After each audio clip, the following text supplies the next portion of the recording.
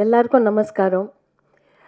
Actually நெறைய விஷயம் சொல்லணும் அப்படிங்கிறச்சு எப்படி என்ன எக்ஸ்பிரஸ் பண்ணுறதுன்னு தெரியாம ஒரு மைண்ட் பிளாங்க் ஆயிடும். அந்த ஃபீலிங் தான் நான் இப்போ எக்ஸ்பீரியன்ஸ் பண்றேன். ஏன்னா விஷ்ணு சார் இப்போ தான் சொன்னாரு ஒரு இன்டர்வியூல, சிவனே வந்து என்ன நீ இந்த சினிமா பண்ணணும் அப்படின்னு அவர் என்ன சூஸ் பண்ணார் அப்படிங்கிற மாதிரி ஒரு விஷயம் சொன்னார். அதுதான் என்னோட லைஃபோட ஸ்டோரியே, அதுதான் என்னோட லைஃப். நான் எப்படிலாம் நான் ஒரு சின்ன பொண்ணாக இருக்கிறச்சே சினிமாவில் வரணும்னு ஒரு ஆசை இருந்தது.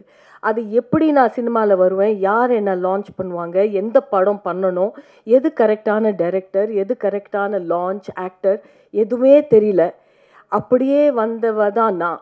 ஃபூல் और कांटेன்னு ஒரு படம் ஹிந்தியில் வந்தது. அது நிறைய பேர் கேட்பாங்க, உனக்கு லான்ச்னா எப்படி வேணும் அப்படிம்பாங்க.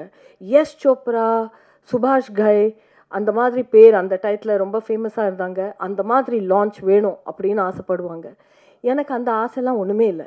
என்னோட ஒரே ஆசை என்னென்னா, நான் என்னோட பேரை, என்னோட ஃபேஸை சினிமாவில் பார்க்கணும், தியேட்டரில் பார்க்கணும், ஸ்க்ரீனில் பார்க்கணும் அப்படின்னு ஒரு ஆசையில் யார் ஃபோன் பண்ணி நீங்கள் என் படத்தில் ஆக்ட் பண்ணுறீங்க அப்படின்னு சொன்னோடனே ஓகே அப்படின்னு சொல்லிட்டு நான் வந்தவ தான்.